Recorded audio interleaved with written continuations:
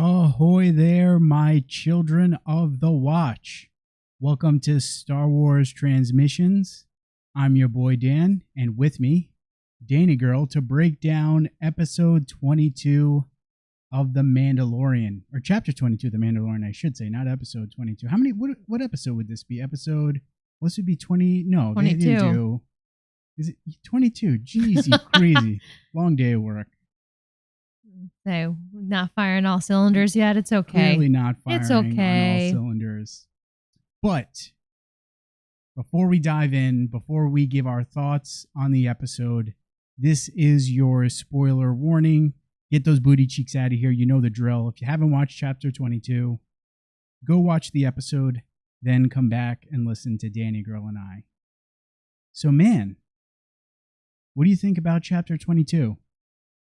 You're going to make me be the one I'm going to make you start. Do you want me to be the bad guy? Okay, I'm going to say I'm not necessarily the bad guy. It wasn't my favorite. It was very campy. Overall, it was fun, but there are definitely some bones to pick with how many episodes we have, where it kind of stands. Some of the details were a little weird, a little odd, but that's okay. I know neither of us are super hyped on this episode, but it had fun bits and pieces. Yeah. And I don't want to rain on anyone's parade. If you loved it, you do you. I can enjoy you. I'm glad you're enjoying a Star Wars. You know, I said this to you earlier. In a vacuum, fun episode. Enjoyable episode. But when you think of this episode isn't in a vacuum, though, right? Where if you look at it in the context of the entire season, and also consider that we only get 8 episodes for the season, that's where I get hung up on, like, man, what was the goal with this episode? That's what I struggle with. You know, I mentioned to you that this felt very much like a Clone Wars episode to me. Which, hey, that's dope. I love the Clone Wars. Love me some Clone Wars.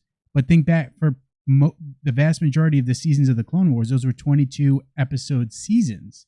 You could have an episode like this in the Clone Wars, and hey, I got 20-something more episodes good to go, right? So that's where, to me, I'm like, I don't know what the thought was with this episode. I don't know the direction. Obviously, the last 5 minutes of the episode are cool. Great story development for the season, especially. But the first 30 minutes, I'm just like, I don't know what the game plan was, why we had to see them go on the mission that they go, the side quest that they go on. So that's where I get hung up with this episode. But as you're going to see, because I didn't dive into all the little things that I enjoyed about this episode with you, we're going to talk about that. Mm-hmm. But there were actually a decent amount of things that I actually enjoyed about this episode. But when I think about it overall, when I think about it in the context of the season, that's where I'm like, I don't know. I agree. Yeah, I think we're on the same page with that. But again, I don't want to, if you liked it, please tell us in the comments. Like, I want to hear about what you enjoyed. And we're, like you said, we're going to talk about what we enjoyed in the episode too. 100%, man. So I'm excited. I want to tell you that I did see a bunch of people likening it to a Clone Wars episode. So it definitely, that feeling came across. Oh yeah, it definitely feels like a Clone Wars episode. And that's one of the things I did enjoy about it. It made me think about the Clone Wars. It had that noir style, investigative, detective sort of trope in cinema that you see. You know, a movie that I saw a lot of people referencing, and I think absolutely, I don't think it's a coincidence, Blade Runner. I think there's a lot of references and nods to Blade Runner in this episode, which is dope. But again, I think what my issue is just, we've got a short amount of time to tell this story this season. Maybe spending 30 minutes on a side quest of this type of episode might not be the use. It was definitely the best use of time. Sorry, it was definitely an adventure of the week. Yeah. Which again, as you mentioned, you know, I don't want to be that person who's gonna be like, F this episode, Favreau's gotta go. Like, it was still enjoyable. There were still things that I liked about it. And if you enjoyed it, hey, Dope, man. Glad that that's the case. I saw people losing their mind on social media, which, if that's you, you need to get a reality check, my friend. But yeah. So let's do this. Let's do a quick recap of the episode. Now, I got to be honest. This is all coming from the Chrome Dome. I didn't get a chance to write notes today. I figured I'm going to go from the Chrome Dome. All right. On the recap. All right. So, our homeboys Bo-Katan, Din Djarin, and Grogu, they head to Plazir 15, a very dope planet, to find some Mandalorians to work on reuniting the Mandalorian people. And Bo-Katan knows that Kafka Reeves, Axe Woves, they are specifically on Plazir 15, and she wants to go there to try to hopefully reunite those people and her former, I guess, clan? I don't know, her Night Owls, I should say. When they get to Plazir 15, they are met by the Duchess and her husband? Is that? Yeah. Her main squeeze. Bombardier. Duchess played by Lizzo, which people were losing their minds about that. And also Bombardier played by Jack Black, which people also seem to have an issue with, but not as much. Let me just say, Lizzo knows how to manifest. I know at one point she did dress up as Grogu for Halloween. So girl... Did she say she wanted to be in Star Wars? She did at one point, and again, she literally dressed up like green skin, tan outfit, Grogu all the way, ears, like she was. Bro, let's be real. If I were someone of Lizzo's ilk or status, and I was like, I love Star Wars, I want to be in Star Wars some way, shape, or form, I would be telling my agent, you need to make this happen. I don't care. So big ups to her. Yeah, that's dope for her. So anyway, sorry, sidetrack. So Bo, Din, and Grogu, they wind up speaking with the Duchess and Bombardier tells them, hey, we will let you speak to your fellow Mandalorians, but you have to help us. You have to deal with this issue of droids malfunctioning on the planet. We then cut to Din and Grogu, which you pointed this out to me. I didn't even think about it. They freaking leave Grogu with some strangers. This is Din Djarin back from season 1, like, homeboy. I mean, what is you doing, bro? He got a good feeling from the Duchess, and clearly at the end they were in cahoots together. Oh Grogu and the Duchess. So, they best friends. So they then meet Hellgate to get some information on the droids. Din and Bo continue their investigation. Through their investigation, they wind up learning that Hellgate is the reason why these droids are malfunctioning. He has been using nanobots from the Techno Union to basically infect the Nepenthe, this lubricant that the droids imbibe at a local bar for droids. Droid Bar. That chef's kiss. Spectacular. After they then bring Hellgate to the Duchess and Bombardier, they are then able to speak to Axe Woves and the Mandalorians that are residing on this planet, and that's where we get really the meat of the episode. Bo winds up fighting Axe Woves, and she defeats him after she challenges him to a duel, and then Din gives her the Darksaber, and he says, hey, I lost the Darksaber after losing it to an enemy that defeated me. She wound up defeating that enemy, claimed the Darksaber, so it's rightfully hers, and we end the episode with the Mandalorians. It seemed like they were kind of on board with it. Some maybe not so much, but Bo's got the Darksaber. I mean, I'm going to go with they're on board with it, considering Axe made a comment about, like, well, our version or our clan of Mandalorians believes that you have to have a Darksaber to unite us. And she does, so they better follow her. Otherwise, they're a whole bunch of liars. Yeah.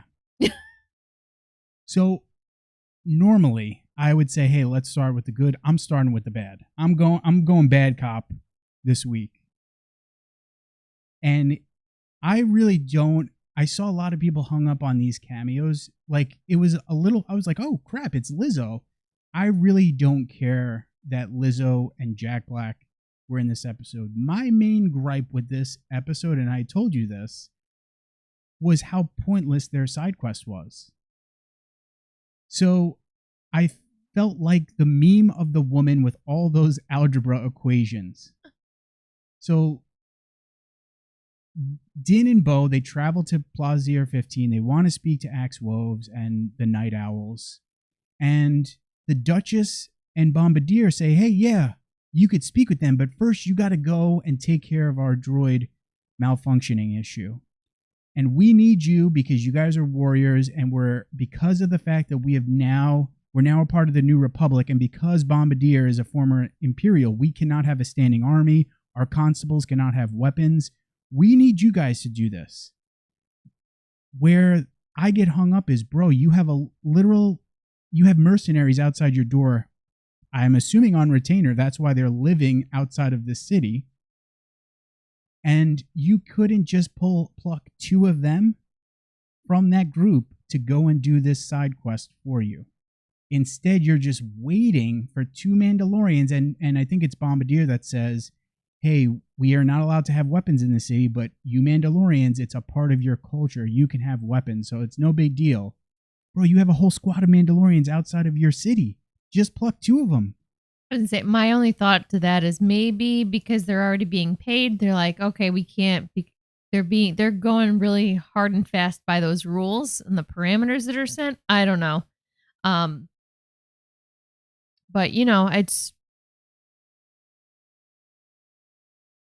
it is what it is. It's not.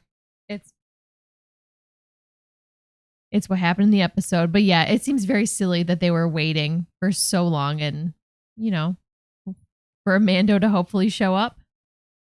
And the other thing too that I don't get is if you can't have a standing army, why could you pay for a whole squad of mercenaries? Not within the city limits. Couldn't you then just have a standing army outside of the city limits? Is it technically an army though? Or we're going into technicalities here, I guess. It just kind of doesn't make sense. Because maybe they were thinking, okay, if we have a whole group of Mandalorians, maybe a couple more Mandalorians will show up at some point to join them. Maybe that's what they were counting on. Or they thought maybe, hey, there's a bunch of ships. They came in the Gauntlet, and there were a bunch of Mando ships out. So maybe they thought, like, hey, this is a new ship, but it's clearly Mandalorian. I don't know. I feel like I'm just kind of spinning my wheels. Right? Yeah. I that's where I'm like, that's where the episode lost me. So like very quickly am thinking this as this is taking place in the episode. And then from that point on, I was like, this episode just kind of lost me, because unless this side quest is over quickly, this is what the episode is going to be. And you've already lost me at this point. So that it was very hard for me to come back after that point, because I'm like, this doesn't make any sense to me. This makes absolute 0 sense to me. Definitely a tissue paper type of plot. Like, just start poking holes in it. Yeah. I just didn't get it. Now, the other thing that I didn't like, and this to me was, the other thing might be a little bit less of an issue. This to me I felt was a little bit more problematic, is we've had so much character growth from Din throughout these multiple seasons. Literally the first episode was all about this mission and the importance of him getting IG-11 so that he could go to Mandalore. He needed IG-11 because he felt that's the only person, or the only droid being, the only thing that I could take with me that I trust. But here we are in episode 6, and now he's reverted back to completely distrusting droids. And that to me was like, dude, what the hell? Yeah, that was definitely a little bit of whiplash, and kind of seeing him like at that one point, like kicking the battle droid to try to find the one that was gonna malfunction. Like, this is definitely the Din of old. And I think what makes this more annoying to me too is that some of the gripes that I saw about episode 1 was that people were like, why is he so devoted to IG-11? Why are we spending so much time on Din trying to get this memory chip to IG-11? He could just go get another droid. Well, yeah, now that that argument kind of holds weight. Why was Din doing all of that if he still is distrustful of droids? It just kind of doesn't make sense. And that, to me, I felt was probably the thing that I disliked the most about this episode. I can get past the fact that, hey, this felt very much like a Clone Wars episode, but in terms of character development, I felt, and I mentioned this to you before, like, I feel like it's Jaime Lannister, bro. Like, we take 2 steps forward, and now we're taking a step back with Din's character development, which I did not like. Yeah, he definitely had a few comments about disliking droids, or like, obviously when he's threatening the freaking droid bartender, like, he just did not hold back any of his disdain. The other thing that made no sense to me is, what is our homeboy Christopher Lloyd, Hellgates, what's his motivation? He says that his thing was this planet, the city, is unrecognizable now. And he mentions that he's a separatist. Well, was his whole plot and scheme because this planet has now joined the New Republic? Is it because the Duchess has married an ex-Imperial? Is it because the planet has changed and this guy is just not happy? Like, what is this dude's motivation that's driving the vast majority of this episode? I have no clue. And I don't they just literally tried to explain it away by just saying he's a separatist, which is not an explanation. What is that? Yeah, what does that mean? Like, just because he's a separatist, that doesn't mean anything. Like, I don't understand the motivation there, right?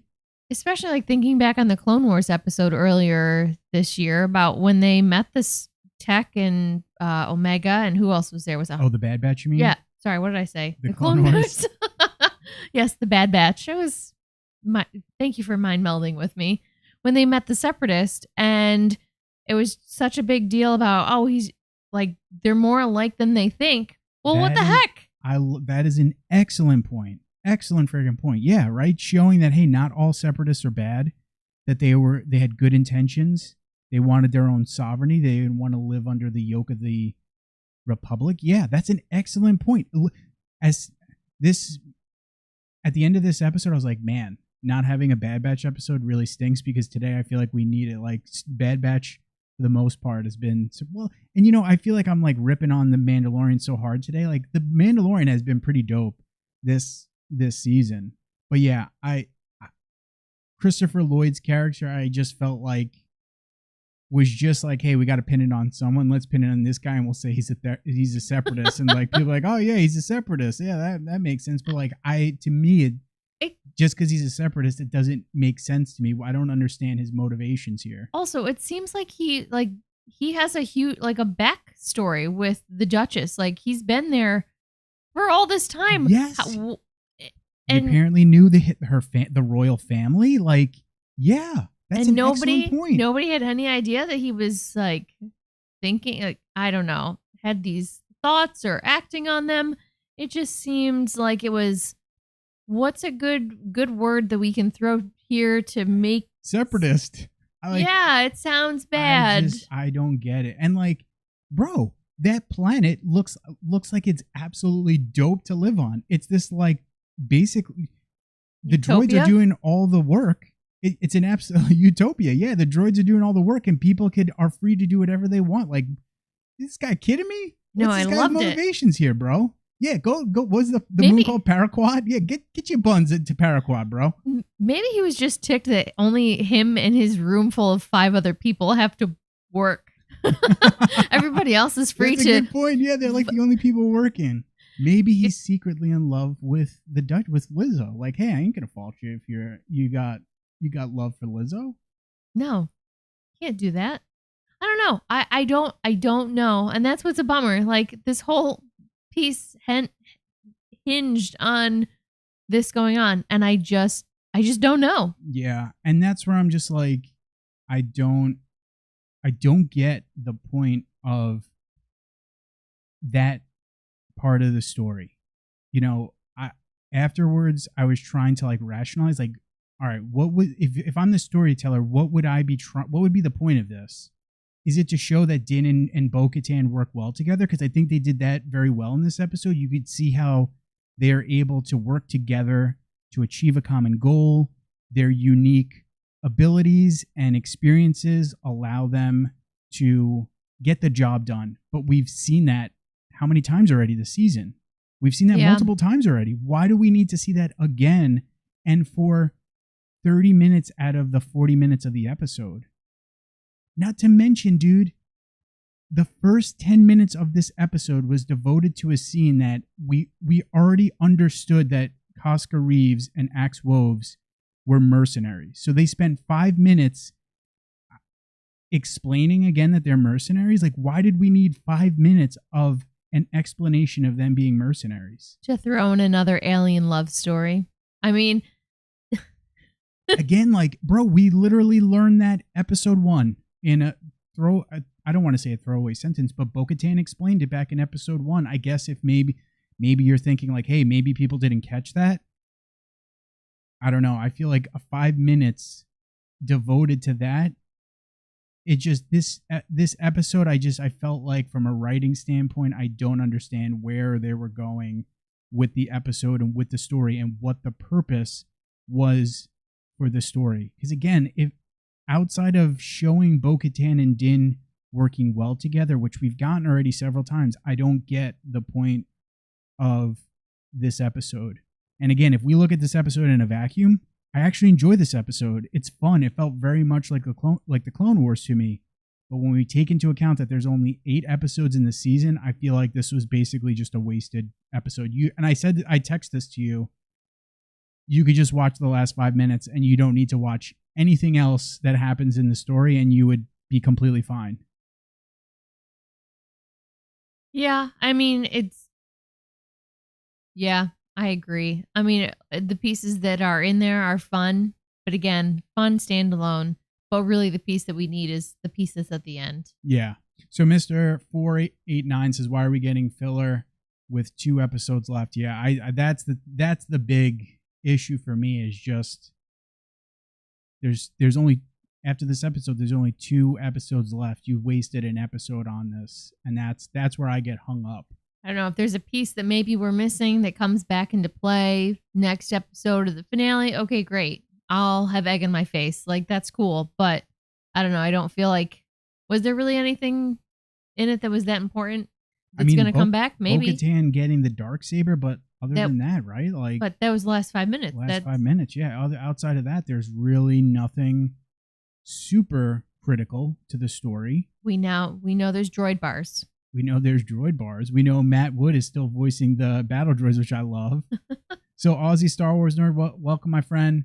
So Aussie says, the thing from this episode that confused me the most was why was it in a dome city but not related in any way to the Mandalorians? Yeah, when the trailer was released, we got to see Plazier 15, and I thought, hey, this is another Mandalorian world that we're seeing. That's why we're seeing that dome. I don't know. I guess maybe just from a design standpoint, the idea was, hey, let's try to make this planet and this city seem as futuristic as possible and as utopian as possible. And I feel like that's very much like a utopian sort of trope, like the domed city. Being in a biodome. Yeah. Perfect weather. That would be my only thought. I'm not entirely sure. But yeah, my thought was initially that's got to be related to the Mandalorians in some way, shape, or form. But it apparently isn't. So yeah, a lot of dunking on this episode, but, well, let me ask you this, because I do want to talk, there were genuine things that I actually really enjoyed about this episode. Any other things that you want to dunk on with this episode? No, we've been talking about it for 25 minutes now. I don't need to dunk anymore. I want to talk about Star Wars things that make me happy. So, bro, love Din and Bo working together. Give me some Din and Bo working together. Sign me up, bro. Like, I love these two working together. I love how they just work together so well. And as I mentioned before, like, you see their experiences, their knowledge. They're able to lean on each other and lean on the other person's experience, that their knowledge that they have, and they do that very well. And I really enjoyed that. And it was another example of seeing that this episode. Yeah, Mama Bo and Daddy Din. I mean, you can't get much better than that. I think they worked awesome together. I also loved kind of like ribbing on one another a little bit, or like the eye rolls or the side eye. Like, oh my God, is he seriously going to be like talking about these dang droids again? And like, he's threatening droids. Like, what is this guy doing? Like, I told you to listen to me. Yeah, and see, that's the stuff I really enjoyed about this episode. I really enjoyed that. And I agree. The scene at the droid bar, I loved the scene at the droid bar. The droid bar was great. Probably one of my favorite non-ending scene moments in the episode was the droid bar. And I agree. But I mean, we got to talk about how badass Bo-Katan was, just straight up being like, bro, I'll take you right now. Let's go. What do you want to do? I thought this was America. This fight was awesome. I also thoroughly loved how at the end, when Axe was kind of giving Bo shit, Din like stepped up to the plate and was like, nah, I got you. Like, I know he was definitely, people have called him a himbo. I get it. He usually doesn't think things through, but I feel like, oh man, Din was really thinking about this one. Like, he was coming up with a plan. Back, bro. He was ready to go. So Ride that was or die. I loved it. So I'm going to skip here for a second. Yeah. You know me. You hear it all the time how much I pick apart fight scenes, how I hate fight scene, like not hate fight scenes, but I hate sometimes the choreography and just how bad people striking are. They couldn't get somebody who's a fighter in this scene. Axe Woves. Look at this teep. This is like, bro, this is almost as textbook as it gets with technique for that teep. The only thing is I can't see his left hand, because technically you want your left hand up, your right hand out, if you're a righty, I guess, or however you're teeping.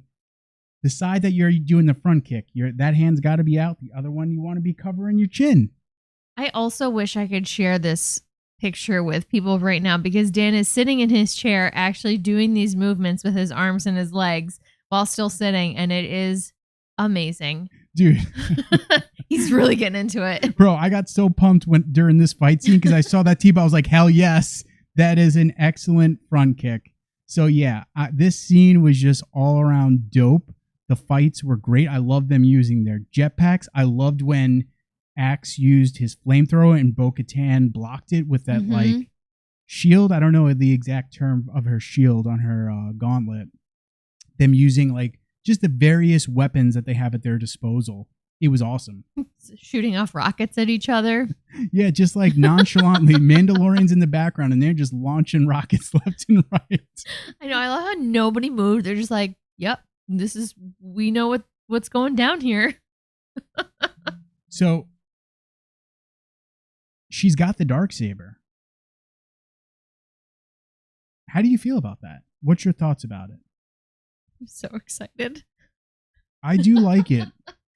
I do like it because like I was thinking about this, how it kind of reminds me of Game of Thrones. I don't want it.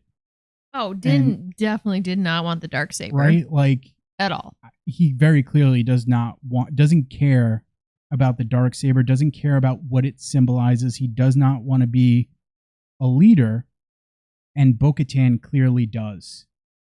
And I really hope they're not setting up Bo-Katan and Din being adversaries at this point. Like, now, as I'm saying this, I'm like, Jesus, what if they are? Because they're really laying it thick that they work well together, and that Din doesn't want it. Bo is now, she's got the Darksaber, she's got people that are going to follow her. Please don't let them become adversaries, because I feel like the story is so much more compelling. We've already seen a Mandalorian Civil War. I want to see Mandalorians coming together.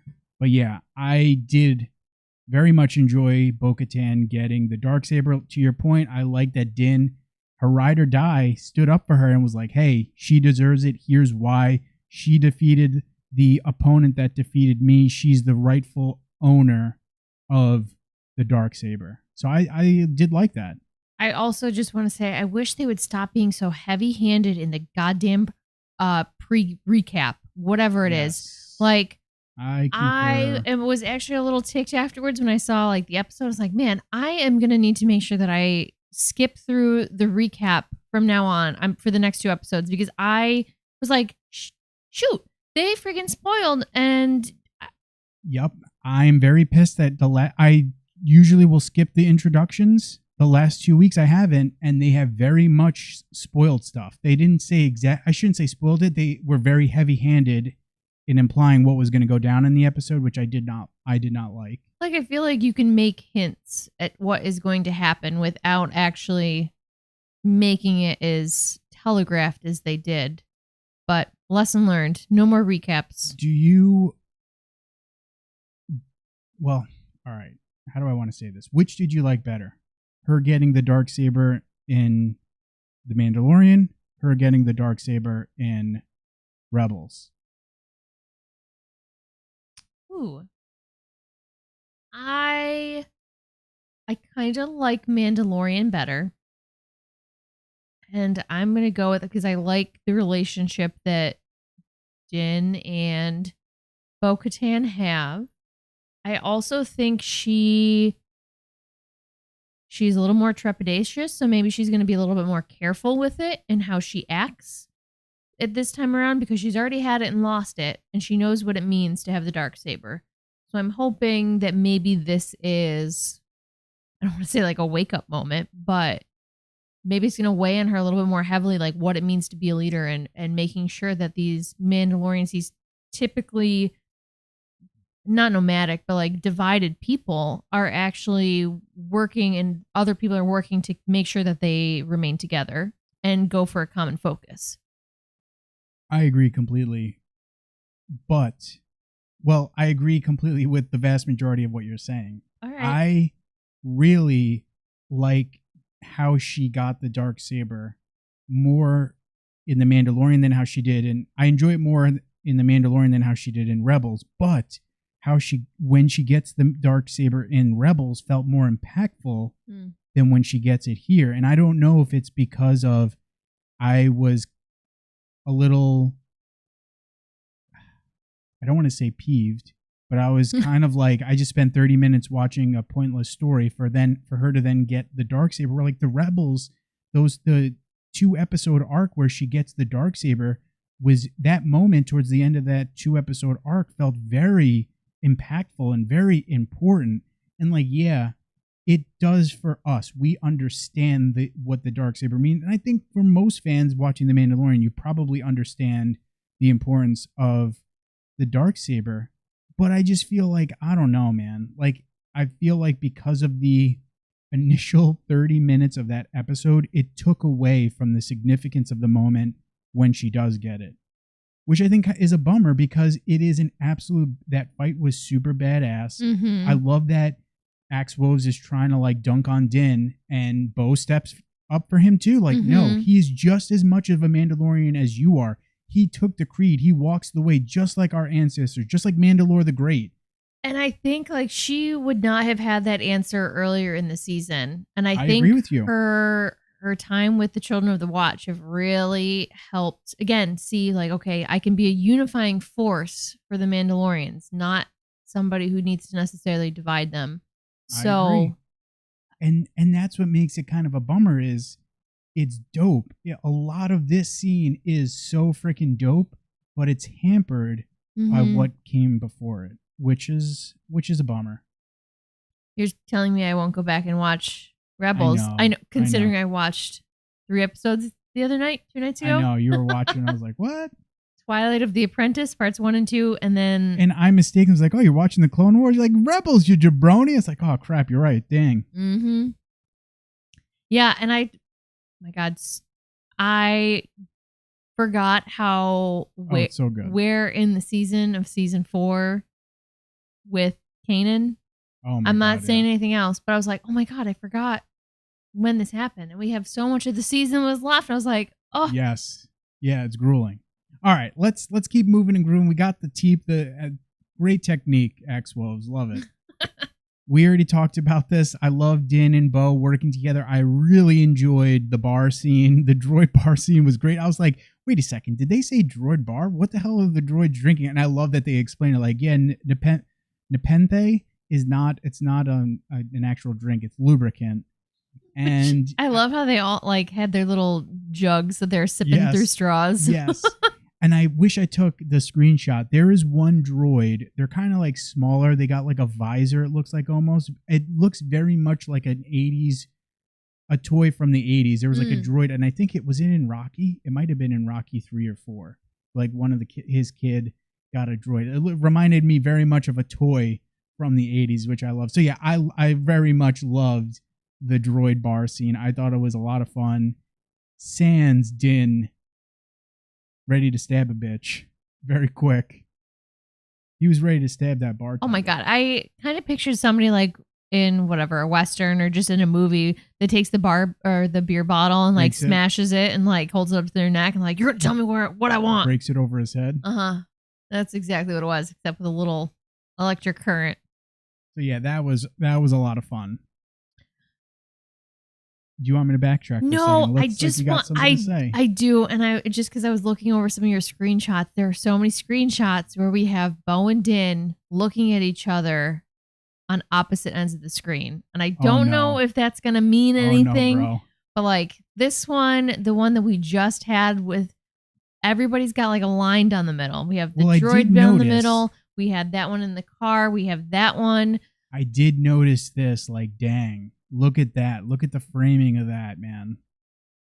Which is a bummer. And now I'm trying to hold out hope. I've been seeing so many people saying it's going to be civil war with the Mandos. And I really hope that it's not. But yeah, there are definitely some framing in this episode that suggests. So in just even looking at your screenshots, there's also the one with Christopher Lloyd in between them as well.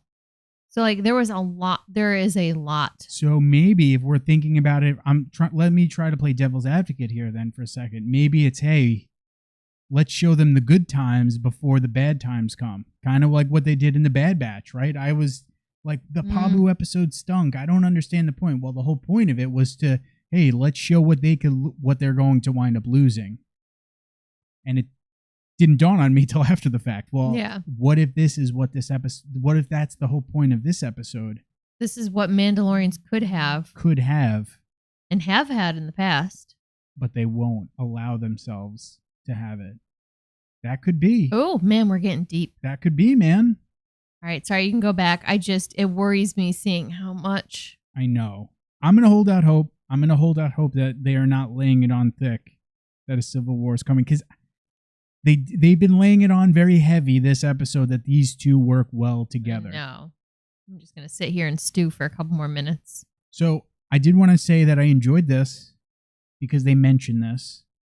In this scene when Din and Bo are arriving on Plaza 15 and they're in the, whatever this would be, the tube. I don't know. Yeah, I can't remember what they call it. Transport. The loudspeaker says, or the comm says, hey, you need to show your chain code because you're entering a peaceful area, basically.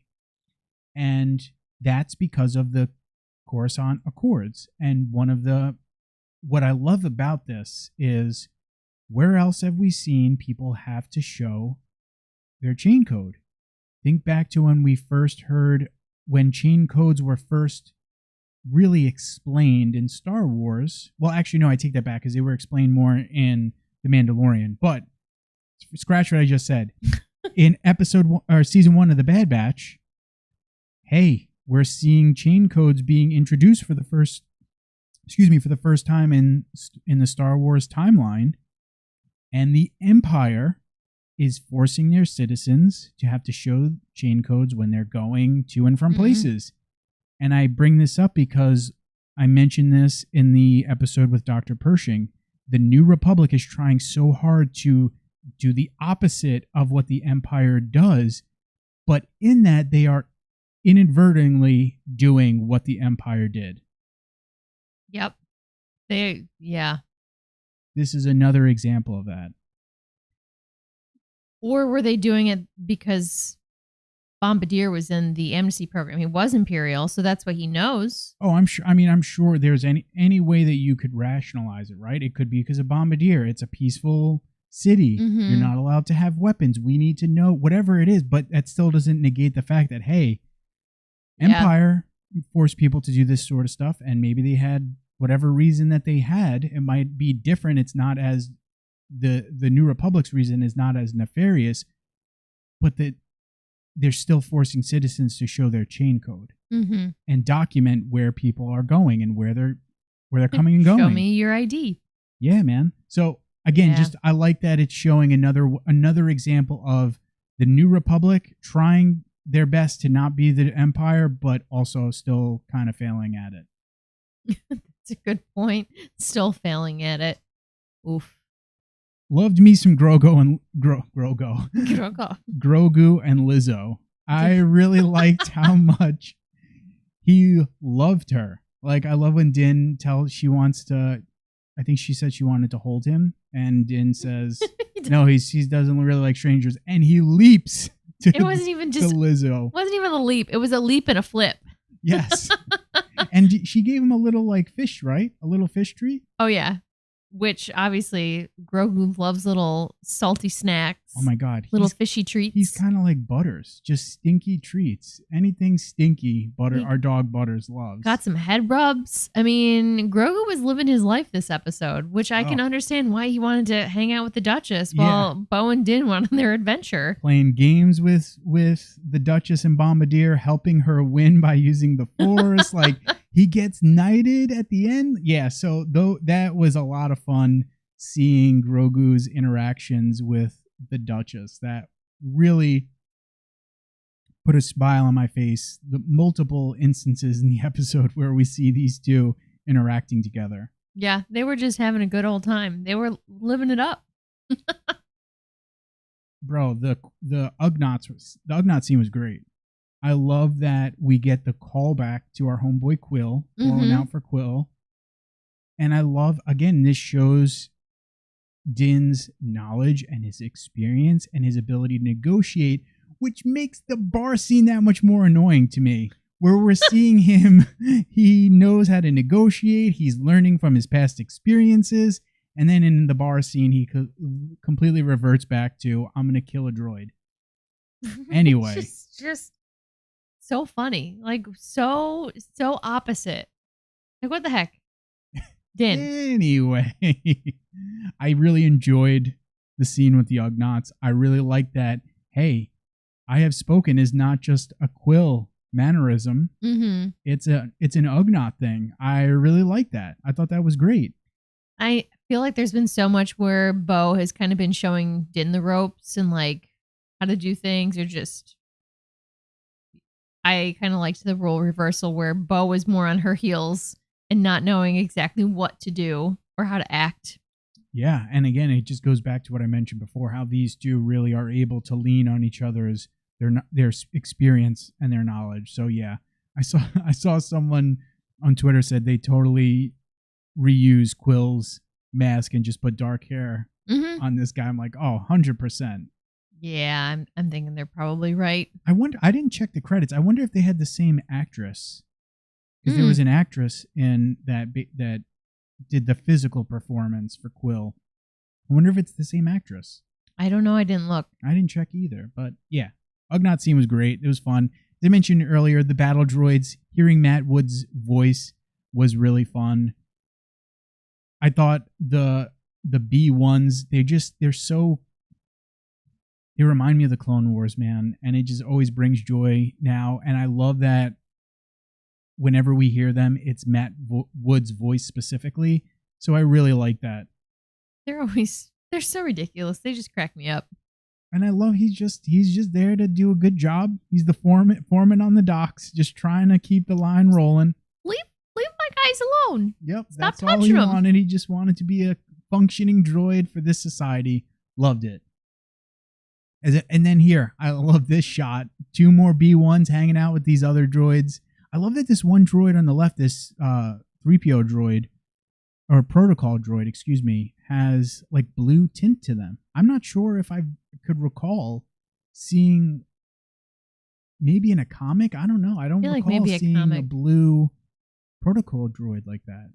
I don't know. I could just seeing all of the different types of droids and all the different types of droids hanging out together and having a drink together.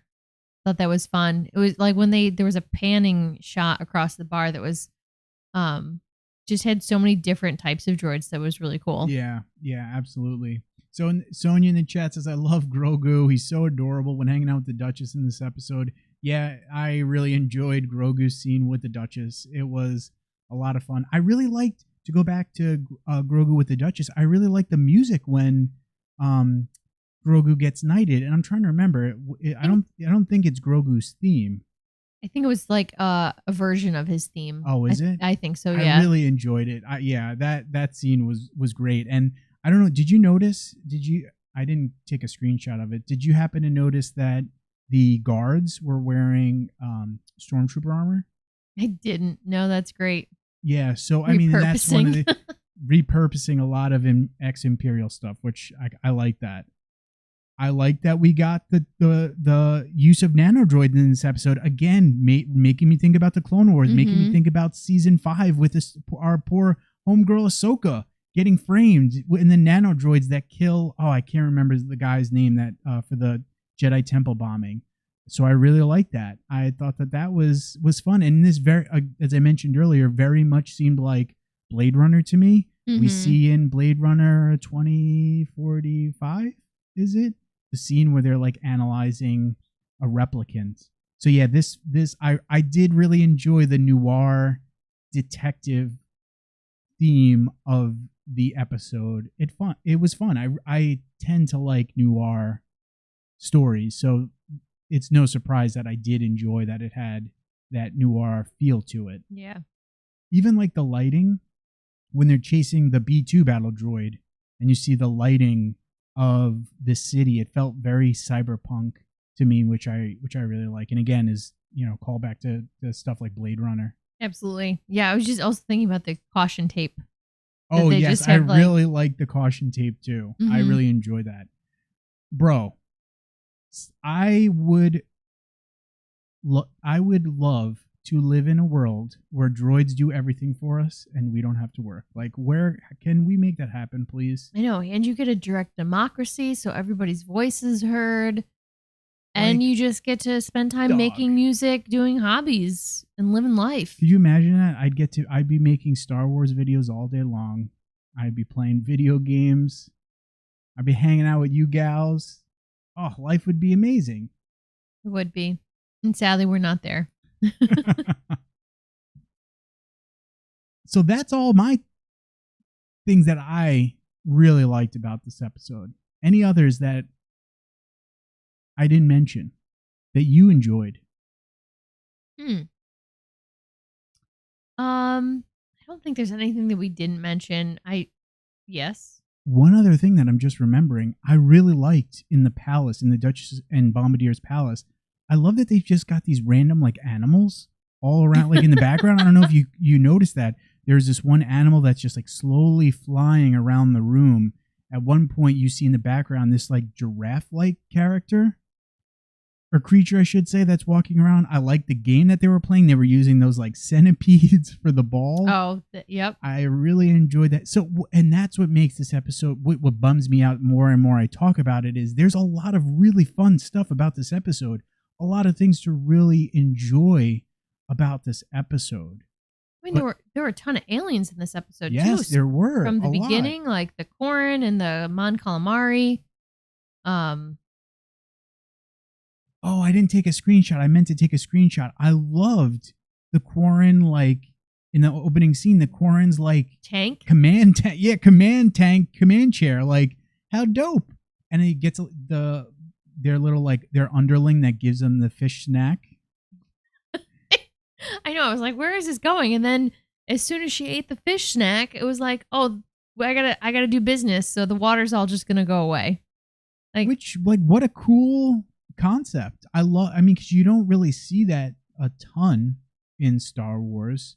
I think that's more like a comic and book thing where you see these aquatic species having to... Well, did we see that with Frog Lady? I'm trying to remember. No, her eggs. No, her eggs were in the right. backpack that Grogu ate, that little jerk. Yeah, that's right.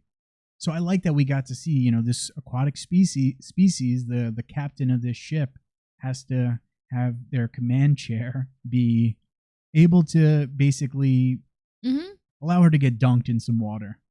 And I mean, there were a ton of aliens at the lunch table or the dinner table. There was. I'm just trying to think off the top of my head. There was Bith. Rhodians. There's the one like bird. I can never remember the name of the species. They got like that funky shaped head. They look like birds with beaks. Can never remember the name. I think there was a Snivian. I have no idea, but I know what you're talking about. Orions. We see the frog species, the frog lady species, which I don't think we know the name of that species yet. And I did like also in the opening scene, the Quarren says that they're traveling to the planet Trask, which is the planet that Din drops the frog lady off at. Yep. Which isn't that the episode that Bryce Dallas Howard yes. Directed? So I did. Yep. So that's what makes me. That's why she loves the love story, because she did that one with the frogs, and she did the one from the first season. Oh yes, the Sanctuary. Sanctuary, yes.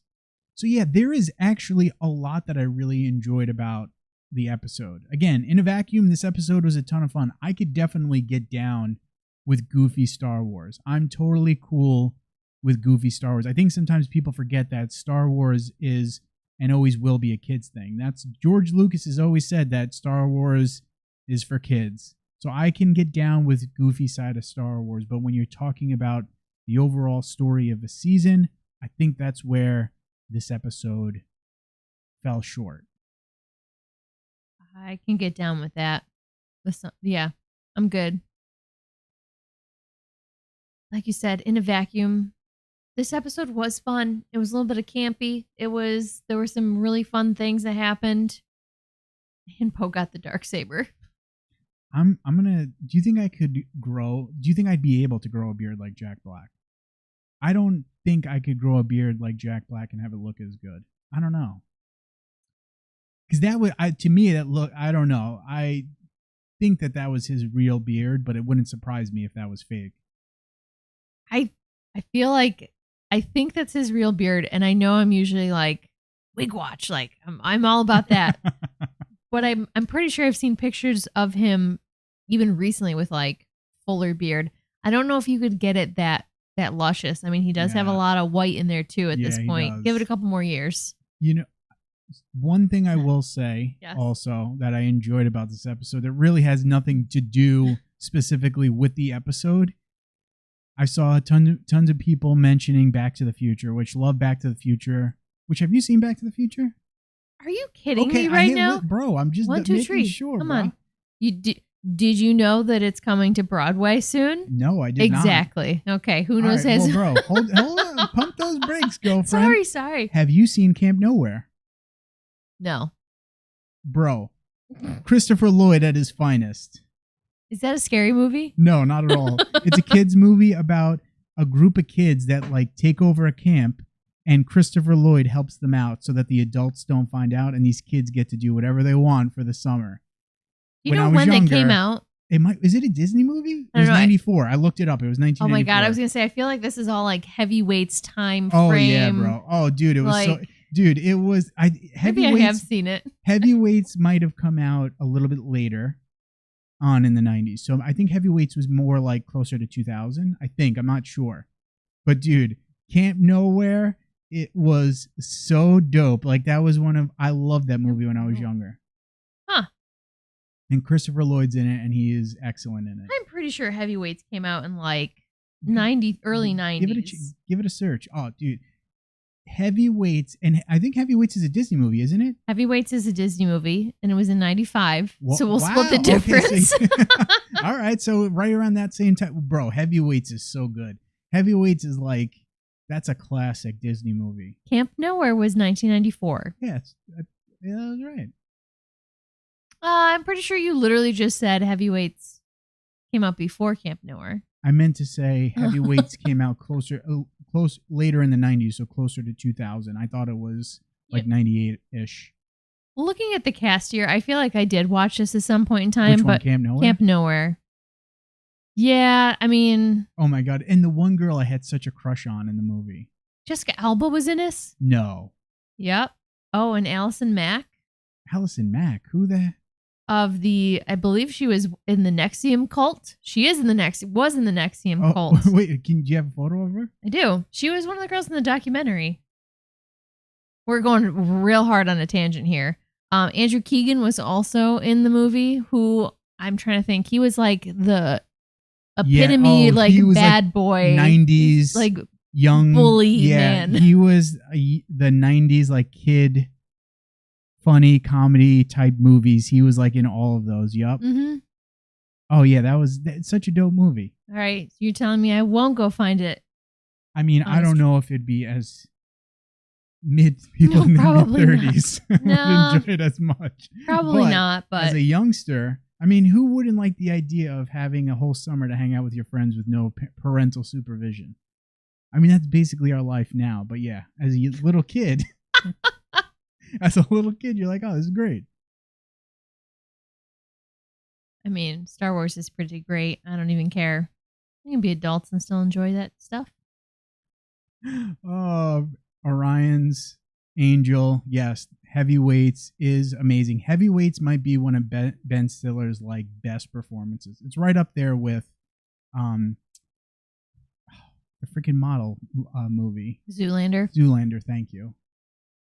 Man, you can't even go with the dodgeball? Oh, Zoolander and Heavyweights blows dodgeball out of the water. Happy Gilmore? Oh, he was great in Happy Gilmore, but he's in it in a very small amount. Yes. He's got a very small role. I would say that I probably like. Well, I don't know. I feel like I would enjoy Heavyweights more now than I did. I take that back. I don't know. Happy Gilmore was so good. The debate goes on. Hold on, time out. Have you actually seen Happy Gilmore? Now, let me preface this with Danielle growing up was not allowed to watch the vast majority of television. Okay. No. The vast majority of television is literally just like Ren and Stimpy, Beavis and Butthead. Your mom would and let Simpsons. You watch Happy Gilmore. If you a young yes, Danny. I do recall watching Happy Gilmore with both of my parents, which I feel like was traumatizing considering the one scene where Happy Gilmore's in his happy place and Julie Bowen is in her little like lingerie. What is it with jugs of beer? Oh my God. There's been a couple times, maybe once or twice, we've watched Game of Thrones, definitely, when there's been sex scenes with your parents. I'm like, this get me out of here so like this is the worst. Yeah. Why is watching sex scenes with parents always the worst? Because we don't want to picture it. Either them of us and us of them. No, thank you, sir. How the hell did we get on a conversation? This literally has nothing to do with Star Wars. And we're like, yeah, sex scenes with your parents. Like, how did this? It's okay. We really fell off the wagon on this one. But I hope you all had fun. Oh, mamacita. All right. I think on that note, I think we're probably both high on goofballs right now. Little high on goofballs, Danny Girl and I. It's all good. I'm curious to see where next episode of Mando goes, because we've only got 2 episodes left. Something probably is going to go down. I think at this point we've got to be getting Moff Gideon next week, right? Like we have to. Oh my God, maybe Moff Gideon and Sabine. Oh my God, you mentioned that to me. I never once even thought for a second about Sabine. I think you said this to me last week when we were streaming. But yeah, I think Sabine Wren is still a possibility. Especially since we've gotten Zeb. Like, dude, you got a freaking completely FX version of Zeb Aurelios. Like, dude, you could 100% get Sabine. We had the Purgles earlier. Like, we definitely had a bunch of Rebels specific notes, callbacks, whatever you want to call it. At least those 2 maybe is what all I'm thinking of. But that's okay. I'm just hoping for Sabine. I think we could definitely get Sabine. I think we got to be getting Moff Gideon and some explanation about his ship, because I think, just like we had thought, I don't think Mandos were responsible for his ship, and I think this week kind of confirmed that. I could be wrong. I guess we'll see. But yeah, I think Moff Gideon, he's going to come into play next week, I think would be my thought. Fingers crossed. See that big episode, big number 7. Well, the finale is usually the big one there. For it's them, usually yeah. typically like a 2-parter. But yeah, we got something big coming. But on that note, these two old creeps are ready to go and relax. Let us know down in the comments what you guys thought about The Mandalorian, about Chapter 22. It seems to me that people either loved it or hated it. I think that's the gist of what the consensus of what I've seen. People loved it or hated it. But let us know down in the comments what you guys thought. Now is a good time, you jabronis. If you have not liked this video, subscribe to the channel. Always appreciate the love and support that you guys give to us. And if you have TikTok, follow us on TikTok at SW Transmissions. But bro, the Rangers are on. Hopefully they're winning. I mean, they sounded like they were winning before, so let's hope. When we started an hour ago, they were up 3-0. So here's hoping. The Lightning. So yeah, let's hope so. So we're gonna go watch the New York Rangers. So with that said, my friends, may the Force be with you and stay nerdy.